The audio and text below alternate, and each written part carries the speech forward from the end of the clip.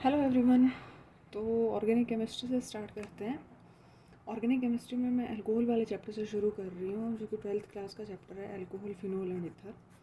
तो कोई भी चैप्टर हम पढ़ेंगे ना, जैसे अभी अल्कोहल है तो उसमें दो चीज़ें पढ़ेंगे। एक तो मेथड ऑफ प्रिपरेशन कि अल्कोहल को किस किस चीज़ से बना सकते हैं। हमारे पास हमें अल्कोहल बनाना है, हम किस किस चीज़ से अल्कोहल बना सकते हैं।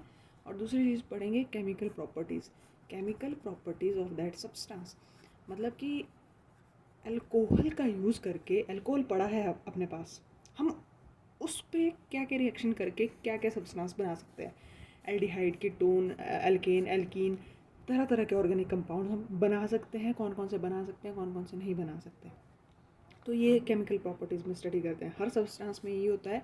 अल्काइल हैलाइड वाला चैप्टर था, उसमें भी दो ही चीज़ें थी। मेथड ऑफ प्रिपरेशन कि अल्काइल हैलाइड किस किस से बनता है, उसके बाद अल्काइल हैलाइड की केमिकल प्रॉपर्टीज़ की अल्काइल हैलाइड से क्या क्या बनता है, जैसे कि SN1 रिएक्शन, SN2 रिएक्शन, तो वो केमिकल प्रॉपर्टीज़ में थी।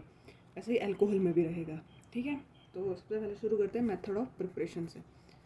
अल्कोहल बनाने के अलग अलग तरीके। तो सबसे पहले सबसे बेसिक से शुरू करते हैं। सबसे पहला जो हम पढ़ते हैं रिएक्शन मैकेनिज्म 2 में, वो पढ़ते हैं एल्केन के बारे में। तो क्या एल्केन से अल्कोहल बना सकते हैं क्या? एल्केन से शुरू करते हैं। तो क्या एल्केन से अल्कोहल बनाना पॉसिबल है? क्या आप जानते हैं इस बात को? क्या आपको पता है कि बनता है या नहीं बनता? तो एल्केन से अल्कोहल बना सकते हैं। कैसे बना सकते हैं सर? वो देखें यहाँ पे। सपोज ये हमारे पास कोई एल्केन है, इथेन है, तो इसके ऊपर क्या करेंगे हम लोग? X2H H का मतलब होता है लाइट, मतलब कि फोटोन और हेलोजन। तो हेलोजन डाला, सपोज Cl2 डाला, ठीक है, in the presence of photon और in the presence of light. तो यहाँ पे चलता है फ्री रेडिकल मैकेनिज्म। तो लाइट की प्रेजेंस में ये जो Cl बॉन्ड होता है ना, ये रेडिकल्स में टूट जाता है। एक इलेक्ट्रॉन इस पे, एक इलेक्ट्रॉन इस पे, तो दो फ्री रेडिकल यहाँ जनरेट हो जाते हैं। तो फ्री रेडिकल मैकेनिज्म से यहाँ पे एक हाइड्रोजन हट के Cl लग जाता है। इसके डिटेल मैकेनिज्म में मैं अल्कोहल में नहीं जाऊँगी, क्योंकि ये हम लोग एल्केन वाले चैप्टर में पढ़ेंगे। अभी बस सिंपल सा देख लें कि एल्केन से बना सकते हैं हम लोग। पहले बना हमारे पास अल्काइल हैलाइड, ठीक है। तो अल्काइल हैलाइड बन गया। अब अल्काइल हैलाइड से अब हमें तो अल्कोहल बनाना है, अभी तो बना नहीं। तो अल्कोहल बनाने के लिए अल्काइल हैलाइड के ऊपर क्या डाल देंगे? Aqueous KOH। एक्वस KOH बहुत इंपॉर्टेंट है, शब्दों पे ध्यान दीजिए। एक्वस KOH है साहब। एक्वस KOH डालोगे अगर अल्काइल हैलाइड पे, तो जो हेलोजन है ना, ये निकल जाएगा और उसकी जगह OH लग जाएगा। ये न्यूक्लियोफिलिक सब्स्टिट्यूशन रिएक्शन है बेसिकली, कि ये भी न्यूक्लियोफाइल था, ये भी न्यूक्लियोफाइल था, पर ये ज़्यादा स्ट्रॉन्ग न्यूक्लियोफाइल है। तो ज़्यादा स्ट्रॉन्ग न्यूक्लियोफाइल के केस में जो वीक न्यूक्लियोफाइल था, वो as a leaving group behave करेगा, और ये बहुत अच्छा लिविंग ग्रुप होगा, और ये निकल के भाग जाएगा और इसकी जगह OH आ जाएगा। ठीक है, तो ये एक मैकेनिज्म है एल्केन से अल्कोहल बनाने का। अब यहाँ पे आप एक और चीज़ दे सकते हैं कि हमें पूछा जाए अल्काइल हैलाइड से अल्कोहल बना सकते हो क्या? जवाब है हाँ, क्योंकि ये तो एल्केन वाले पाथवे में आ रहा है बीच में। तो इससे बनाने को बोले तो भी एक्वस KOH डाल दो उठा के और अल्कोहल बन जाएगा।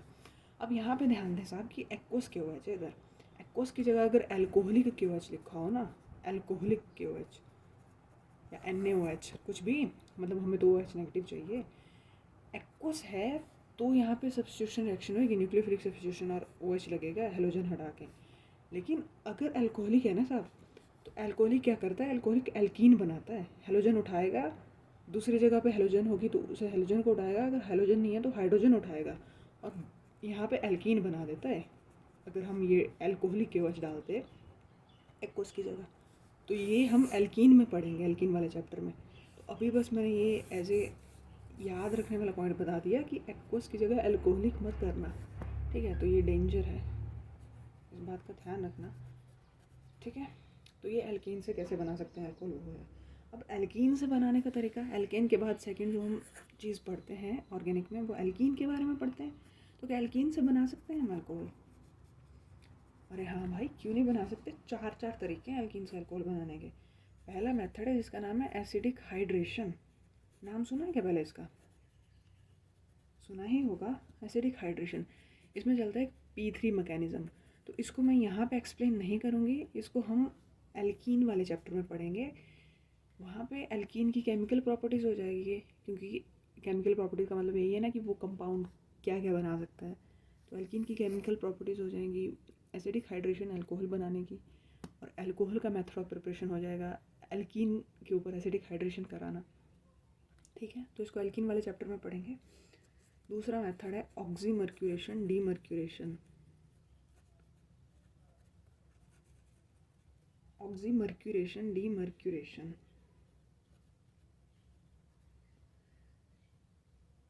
पहले इंटरमीडिएट बनता है मर्क्यूरियम आयन करके, फिर उसके बाद वो रिमूव हो जाता है, मर्करी रिमूव हो जाता है, तो डीमर्क्यूरेशन। तो पहले मर्करी अटैच होगा, फिर मर्करी रिमूव होगा, मर्करी मतलब Hg। तो इसको हम डिटेल में स्टडी करेंगे। इसके बाद अगला मेथड है हाइड्रोबोरेशन ऑक्सीडेशन। हाइड्रोबोरेशन ऑक्सीडेशन, इसको भी हम यहीं पे डिटेल में स्टडी करेंगे। और चौथा मेथड है अपने पास ऑक्सो प्रोसेस। ये लेस इम्पॉर्टेंट है, पर ये बहुत इंपॉर्टेंट है। ये एनसीईआरटी में दी हुई है सब, और एनसीईआरटी में दी हुई हर एक चीज़ इंपॉर्टेंट है। एनसीईआरटी आपको लाइन बाय लाइन आनी चाहिए, बाकी और चीज़ों की नहीं तो कम से कम बायो की और इनऑर्गेनिक केमिस्ट्री की, इनऑर्गेनिक की भी हो जाए तो अच्छा है। लाइन टू लाइन आनी चाहिए, और जो भी एनसीईआरटी में दी हुई है चीज़ें वो तो करनी ही करनी है। ठीक है, तो ये मैकेनिज्म एनसीईआरटी में दिया है, बहुत इंपॉर्टेंट है। मैं एल्कीन में पढ़ाऊँगी, और ये लेस इंपॉर्टेंट है, इसको हम लास्ट में देख लेंगे। लेकिन अभी हम ऑक्सीमर्क्यूरेशन डीमर्क्यूरेशन करेंगे और हाइड्रोबोरेशन ऑक्सीडेशन करेंगे।